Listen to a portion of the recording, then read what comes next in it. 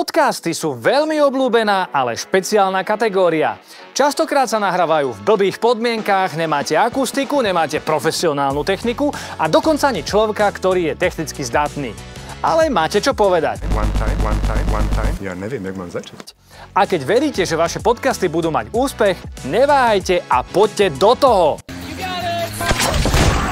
Poradím vám, aký typ mikrofónu máte pre podcast zvoliť. Nedávno som vám ukázal rozdiely medzi dynamickými a kondenzátorovými mikrofónmi, takže určite viete, ktorý pre vás bude ten vhodnejší.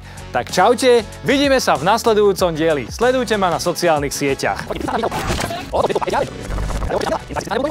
Možno ste volili správne, že pre podcasty je vhodnejší dynamický mikrofón, ale dôležitá odpoveď príde až teraz. Aký mic si mám zaobstarať? Takže som sa rozhodol ušetriť vám z peňaženky nejaké tie šchechtáky. V nasledujúcej časti sa zahráme na dabingových hercov a nadabujeme známu ukážku. For bude v tom, že každý z nás bude mať iný mic. Ide teda o porovnanie 100-eurového Rode a obľúbeného, ale drahšieho mikrofónu Shure SM7B.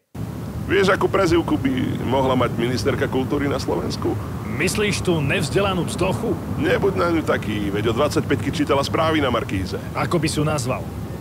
Mohla by byť Queen Désolé. Queen Désolé? Čo tak Österreichische Dame? Najviac by sa jej hodilo Trollsterreichische Dame. Trollsterreichische Dame? Hej, gol, brácho. Hej, ale do vlastnej.